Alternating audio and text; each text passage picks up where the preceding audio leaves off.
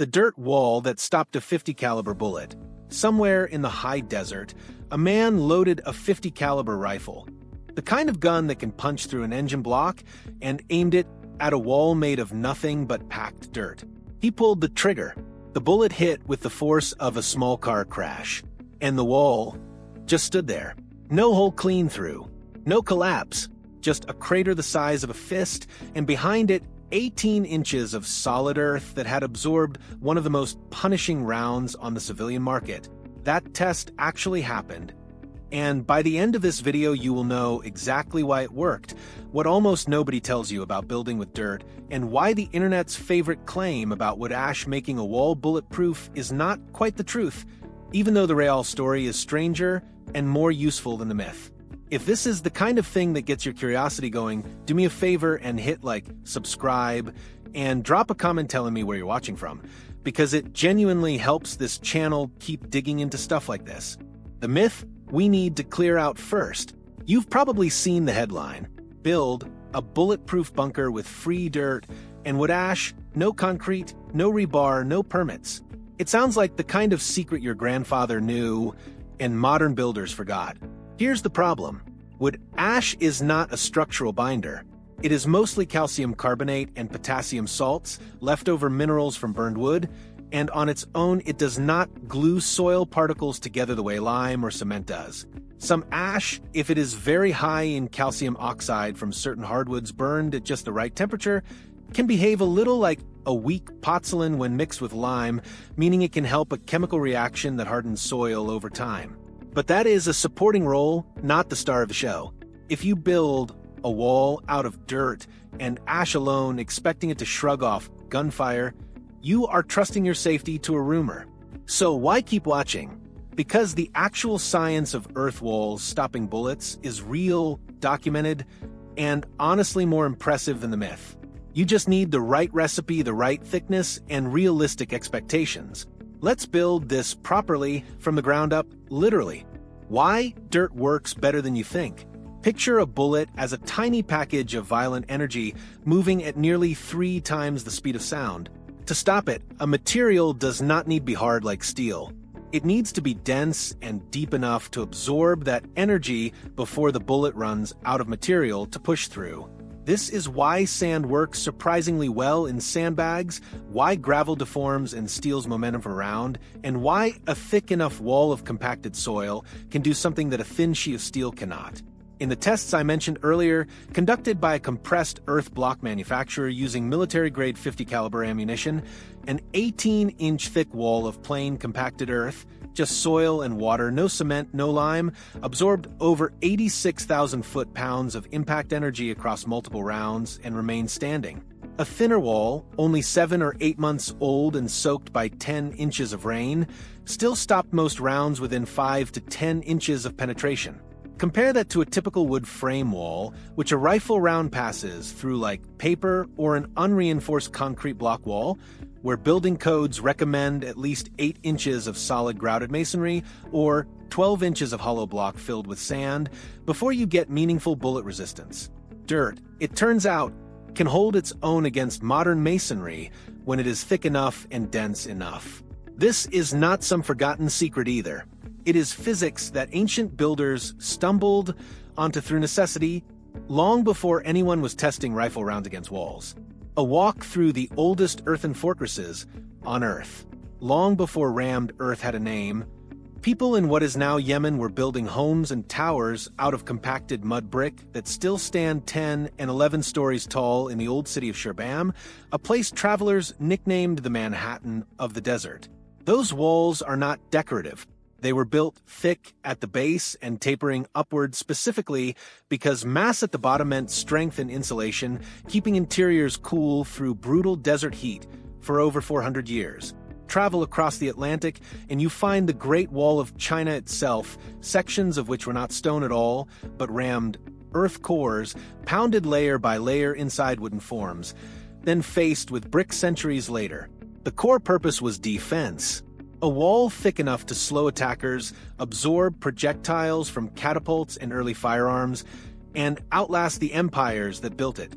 And in the American Southwest, the ancestral Puebloans built into cliff faces using adobe, a cousin of rammed earth made from mud, straw, and water, creating structures like those at Mesa Verde that have survived nearly 800 years of sun, snow, and time. These were not primitive shortcuts. They were engineering choices made by people who understood exactly what thick, dense earth could do long before anyone had a word for ballistic resistance. What ties every one of these together is the same principle at work in that 50 caliber test. Mass plus density plus thickness equals resistance, whether the threat is an arrow, a battering ram, or a modern rifle. The real role of wood ash and what actually stabilizes earth. Now, let's give wood ash its honest due, because it is not useless, it is just misunderstood. Builders working with earth for centuries have used ash mixed with lime as a cheap way to stretch a lime supply, since certain wood ashes contain enough reactive calcium and silica to behave like a weak, natural cement when combined with hydrated lime and water. This is technically called a pozzolanic reaction, the same family of chemistry that made Roman concrete famous for lasting 2,000 years using volcanic ash instead of wood ash. But there is a real difference between volcanic ash, which is rich in reactive silica and alumina, and ash from a campfire or wood stove, which varies wildly depending on the tree species, the burn temperature, and how it was stored. Some wood ashes genuinely help. Others do almost nothing structurally and mainly just raise the soil's pH. If you want a soil mix that actually hardens and holds together for a shelter wall, the tested and reliable stabilizers builders reach for are hydrated lime, Portland cement in small percentages, or in some traditional methods, natural clay content in the subsoil itself acting as its own binder the way adobe and cob construction has worked for millennia without any cement at all. The honest version of this project is not free dirt and wood ash. It is free or cheap subsoil, ideally a mix with 15 to 30% clay content combined with a small, inexpensive amount of lime or cement for stabilization and compacted hard and thin layers using either hand tampers or a mechanical plate compactor. That is the real formula behind every Earthbag home, rammed earth wall, and compressed earth block that has ever passed a ballistic or structural test. Building the shelter for real. So, let's actually build this thing, step by step, the way people are doing it right now in 2026. Start with the site. You want ground that drains well, ideally with a slight natural slope, because water is the single biggest enemy of any earthen structure. Builders in wet climates dig a French drain trench around the perimeter before laying a single course of wall, because a shelter that stops a bullet but floods every spring is not much of a shelter. Next comes the soil test, and this is where most beginners go wrong. Dig a hole, take a handful of moist subsoil and roll it into a ball. If it holds its shape without crumbling and without feeling slick and slippery, you likely have a workable clay to sand ratio. Too sandy, and it will not bind. Too clay heavy, and it will crack badly as it dries. Many successful builds actually blend two soil sources on purpose, hauling in a truckload of clay-rich fill to mix with sandy soil already on site, and this blending is often the only real cost in an otherwise nearly free material list. For the walls themselves, two proven low-cost methods dominate the off-grid building world right now. The first is Earthbag construction, popularized by architects like Nader Khalili through the CalEarth Institute in California, where woven polypropylene bags are filled with slightly moistened soil, stacked in courses like giant sandbags, tamped flat, and often finished with barbed wire between rows for extra grip and stability. This method needs almost no power tools and has been used to build genuine disaster relief shelters that have survived earthquakes in Iran and flooding in the Philippines. The second method is rammed earth, where soil is poured into temporary wooden or plywood forms in 6-inch layers and pounded solid with a hand tamper or pneumatic rammer before the form is raised and the next layer begins. This produces the dense, striped walls you see in high-end sustainable architecture today, and it is the same core technique behind those ancient Yemeni towers, just refined with modern forms and, when people choose to add it, a small percentage of cement for extra durability.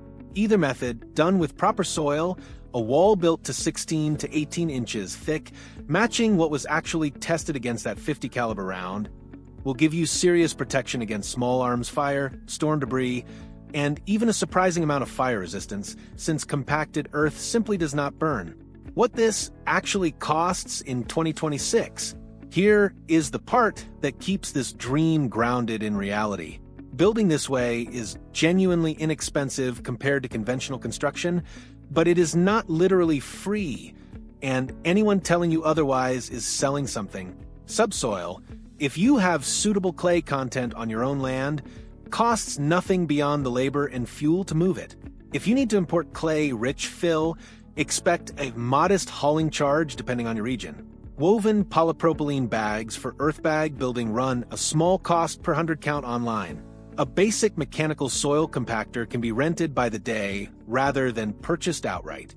Lime or cement for stabilization, used sparingly at around 5 to 10% of your mix, remains one of the cheapest building materials sold anywhere. Compare that to a stick-framed structure of similar size, where lumber prices remain volatile and a single sheet of engineered sheathing alone can cost what an entire weekend of soil compaction supplies would run you. The real savings in earthen building was never about the dirt being free. It is about skipping the lumber yard, the drywall, and most of the insulation, since a mass wall this thick regulates indoor temperature on its own, keeping a shelter cool in summer heat and steady through cold nights without a furnace running constantly. Real people doing this right now. This is not just history and lab tests. Across the American Southwest, a small but growing community of self-builders is using Earthbag methods to raise root cellars, storm shelters, and full-time homes, often documenting the entire build online so anyone can follow along. Near Taos, New Mexico, some of these builders live within driving distance of the original ship communities, and they will tell you plainly that the appeal is not mysticism, it is math. A wall that thick does not need a furnace fighting it every winter. In parts of Texas and Oklahoma, storm shelter builders have adapted the same compacted earth logic into partially buried safe rooms, reasoning that if a wall can absorb a 50 caliber round, it can certainly absorb flying debris in an EF3 tornado. And there is solid engineering behind that comparison, since both threats come down to kinetic energy meeting mass. None of these builders are working from a viral rumor. They are working from the same soil science that shaped Sherbam and the Great Wall, just filtered through modern testing and a healthy respect for what dirt can and cannot do. The honest limits nobody advertises. I want to be straight with you here, because a channel built on trust only works if it tells you the parts that are inconvenient.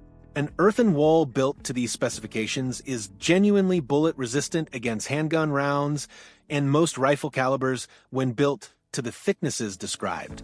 It is not a guarantee against every possible threat, and no honest builder claims total invincibility. It also is not a fast build. Rammed earth and Earthbag construction both demand real physical labor and real time, often weeks rather than days for modest structure. And in many places, you will need to check local building codes before constructing a permanent earthen dwelling, since alternative construction methods sometimes require an engineer's stamp or a specific permit, the same reality faced by anyone building in a ship or an off-grid cabin today. None of that makes this any less remarkable. It just makes it real, which is better than magic, because real things you can actually go build this weekend. Bringing it all together. So here is where we landed.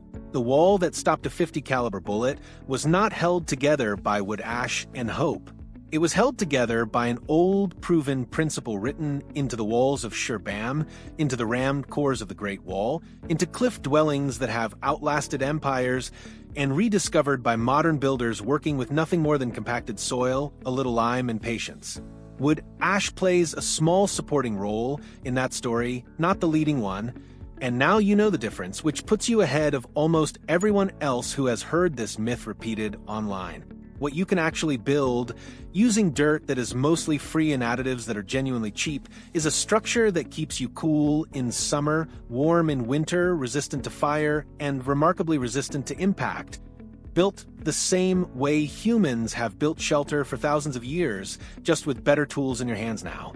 If this kind of deep dive into how things are really built is your thing, subscribe because there's a lot more ground left to cover, and next time we dig into it together,